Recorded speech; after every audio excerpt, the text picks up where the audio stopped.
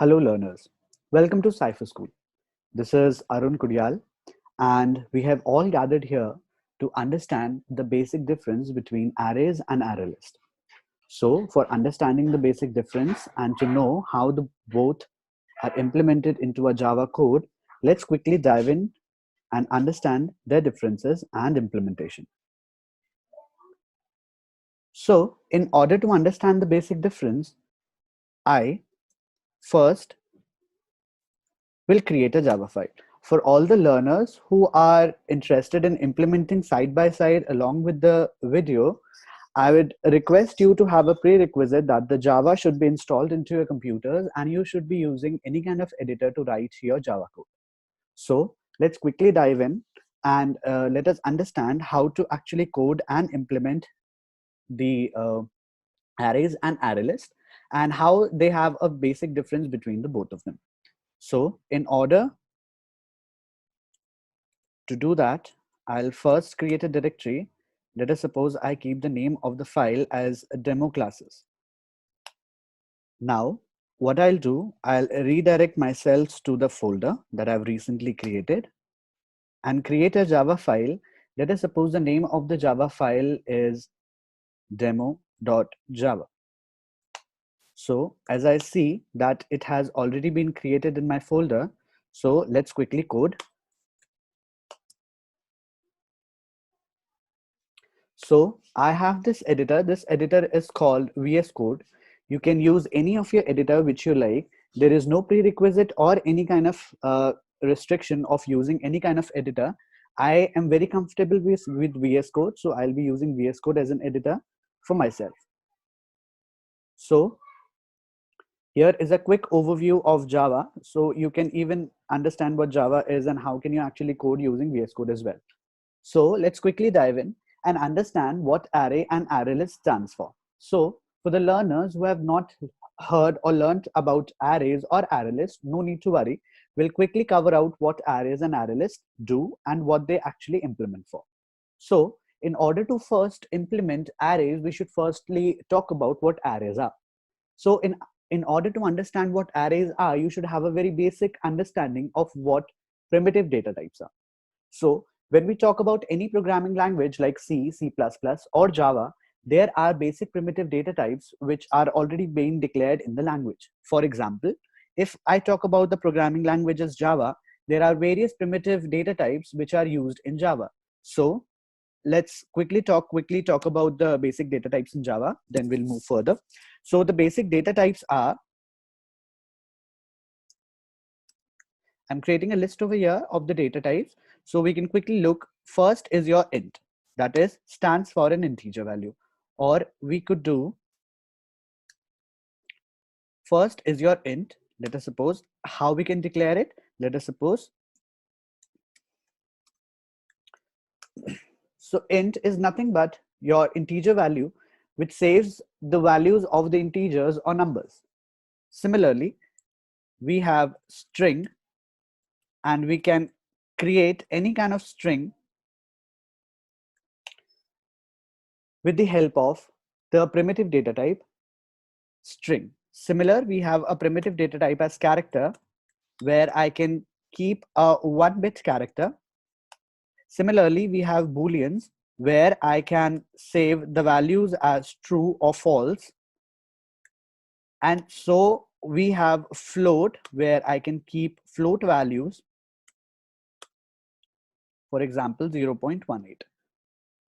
So there are various data types which are declared or defined in Java. Similarly, there are various other types of data types which differs from programming language to programming language.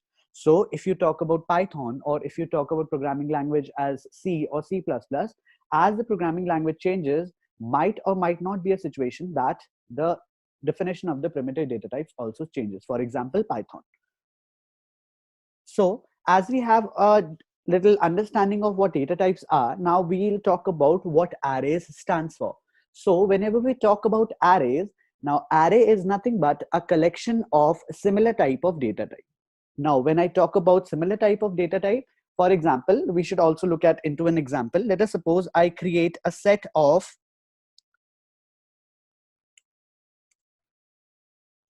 or maybe let us call it as natural numbers.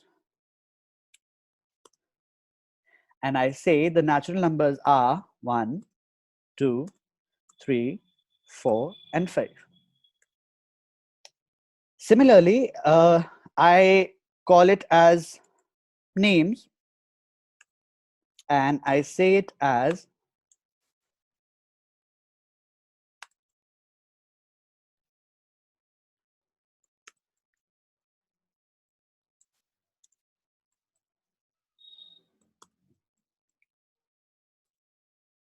so here is a set of names, or I should say string values.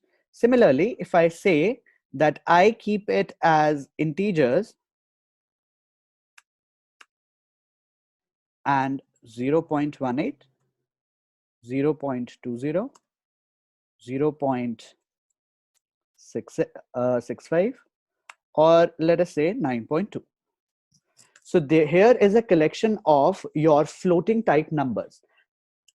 Now, if I say all, and I create a set over here, which also consists of integer type numbers, your floating point numbers, and any character or string type values. So here, let's try to understand what arrays shorts for. So when I talk about creating or collecting the elements which are of the same type, here as I can see, the type is integer type values or integer type of primitive type data types. So I have collected the integer type of primitive data types and made a set out of it. So I can say that a natural number is here can be represented as an array. So whenever we talk about arrays, as arrays are nothing but a collection of similar types of data types. If we look into the set of all, here we can see that I have collected integer type data, floating point data, and string type data into a single unit, which I'm calling as all. So I cannot say that all is an array. Why? Because it's not a collection of similar type of data type, rather it's a collection of different type of a data type. If somebody might have gone through a programming language called C++, they might have also studied about the concept of structure in C++. So there, structure is nothing but a collection of different type of data type. So here we have made a collection, or I should say a structure, rather than an array. So let's quickly understand that how arrays are created in Java and how can we actually implement it. Okay. So in order to implement it, we should understand the free of the prerequisite before implementing the arrays. So whenever I talk about arrays, arrays have a very specific location, how they are actually managed into the memory. So whenever I talk about an array, let us suppose I create an array over here of, let us suppose, whole numbers. So when I create the set of whole numbers, I say 0, 1, 2, 3, and 4. Now, as you all know that in programming language like Java, there are some of the memory that are used while declaring any of the primitive data type.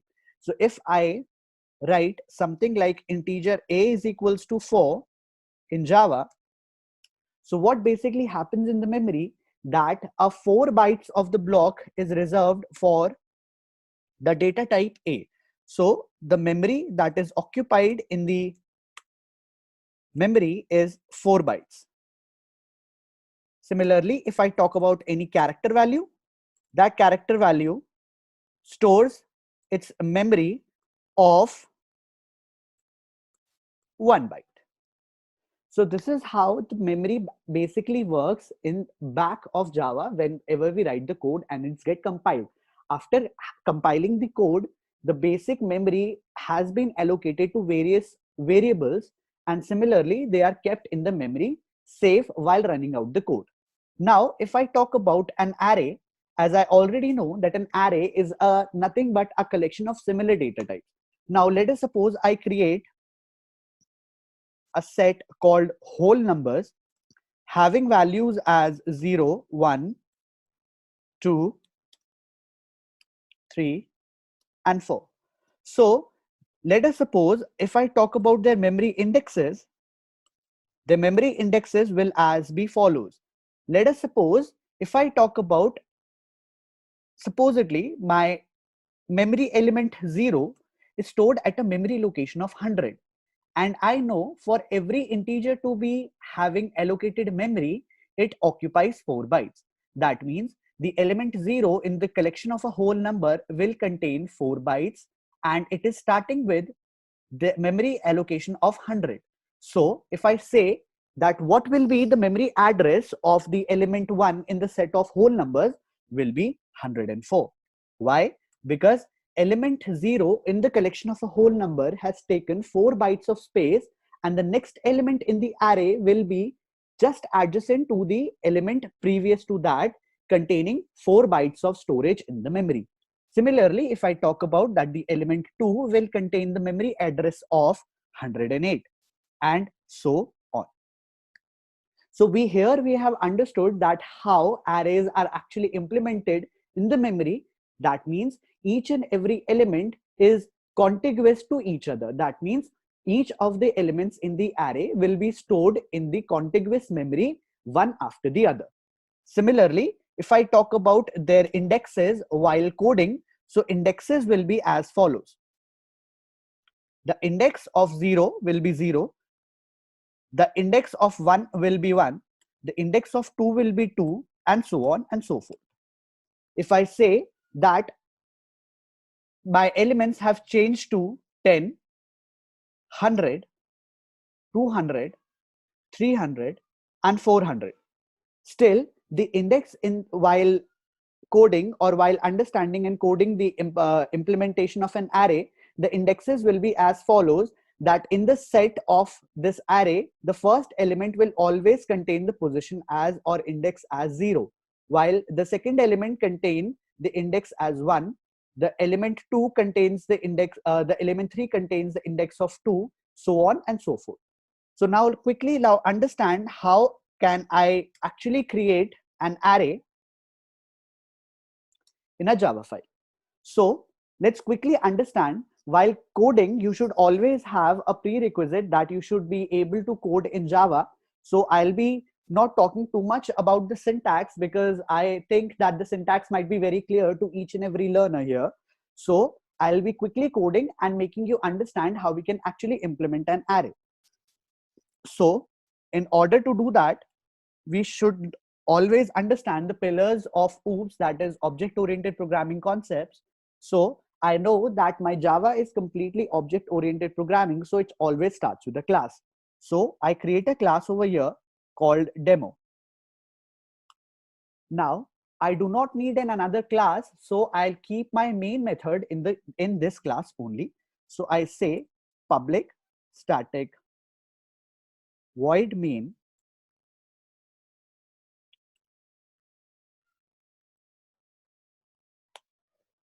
So my class demo contains the main method. Now, what I need to actually understand is the problem statement. And the problem statement for implementing the array will be that I want to make an array of the size for whatever my user asks me to. That means the size of the array will be considered by the user itself. Also, the elements in the array will be taken as an input from the user and will be displayed in the console. So let's quickly do that. That we need a size. The size will be in the form of an integer. So we say integer size. Now what I need to do is take the input from the user of the size of the array. For that, as you all know, to take any input from the user, we need a class which is called the scanner class and is needed to be imported in the main code. So I write import java.util.scanner, which is a class which is used to take input from the user. So I print a message system.out.println, enter the size of the array. And in order to use the scanner class, as it's a class, so we'll have to create the object of the same class. So we can create the object as scanner, the name of the class, the object name. Let us suppose I want to keep the object name as SC is equals to new keyword and the constructor. And the constructor contains the parameter as system.in. So I've successfully created the object of scanner class. Now I'll use this object of the scanner class to take the input from the user, and I'll write the code as in the variable size, I need the input as next int, and here I will get the input whatever the user inputs and will be kept safe in the variable size. Now in order to implement the array, what we'll be needing will be the array, right? So here we will see the declaration of an array. This is only I'm giving you a one declaration. There are plenty of the declarations which can be done in order to declare an array. So we'll not be talking about the various implementations of array or the declarations of array. Rather, I'll make you stick to a focus of declaring the array as int, as I want to create the array as of an integer type. Let us suppose I want to keep the name of an array as ARR, or you can keep it as whatever you want. So I'm writing int, the brackets, the square brackets indicating the array, the name of the array, and then int new int, and here you have to specify the size. Now as I know that the size is already been given by the user, so I'll keep the size as size for what the user has input of the array of the size to be, right? Now as we have already discussed, in order to access this array so far created in the memory, we need indexes, the indexes that we have talked a little before. As I know that the first element of the array has an index pre-specified as 0. That means if I've created an array of size 3, so that means the indexes of each of the elements in the array will be 0, 1, and 2 respectively of the each of the element in the array. So in order to get the indexes, we'd be needing a sequence of a number starting from 0 and ending to the size of the array. So for the same, I'm creating a loop called a for loop, and I'm taking a local variable as I, which is starting from 0, and it will end at the size. So with the help of the local variable I can quickly iterate to each of the elements present in the array. So what I have to do over here is take the input element from the user. So in order to make the code simpler and understandable, I print a message over here, system dot out dot println, enter the elements of the array, and I bring the cursor to the next line. So I've quickly print the message. Now what I need to do here is ask for each and every element to be present in the array from the user. So I write a code and printing a message that system.out.println, enter the element of index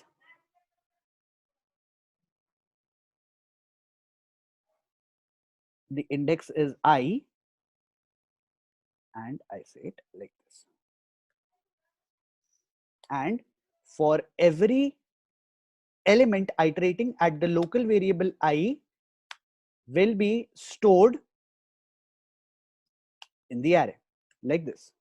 So this is how you iterate the array by using a local variable which is always starting from the 0, the index, and till the size of the array. So you can iterate each and every element by using the index. How? By ARR of I or ARR of any local variable which is iterating from 0 to the size of an array. So this is how you do it. So here, by each and every element will be quickly fit into the array. So now what I have to do here is I have quickly asked for the input from the user. Input has been arrived from the user side and it has been successfully stored in the memory. Now what I need to do here is I want to see that what have I input in my array. So I want to display my array over here. So what I'll do is I'll say system dot out dot println the array is as follows, and I bring it the cursor to the next line. And again, what I need to do here is I again want to access my array. So for the same, I need an iterating local variable which iterates from 0 to the size. For the same, I'll use the for loop.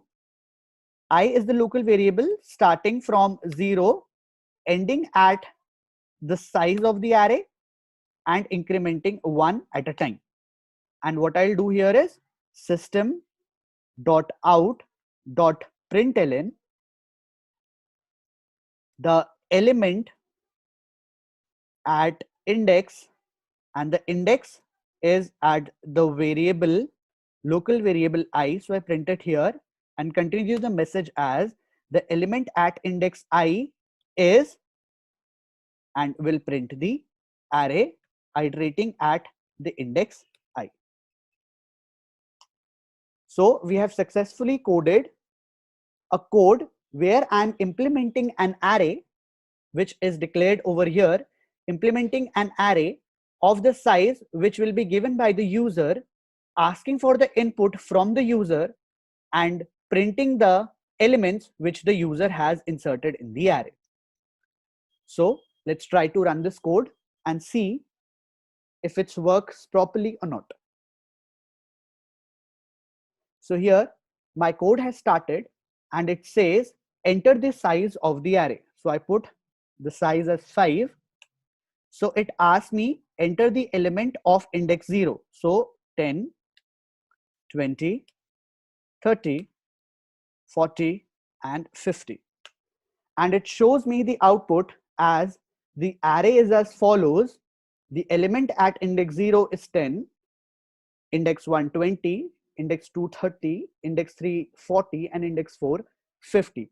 So as we can all see over here that we have successfully implemented an array and iterated and asked the input from the user and displayed it as an output. So this was all the concepts that you basically need to understand while implementing any of the array. So congratulations, you have understood very well that how an array is manipulated and how can we insert or ask the user to insert the element in the array.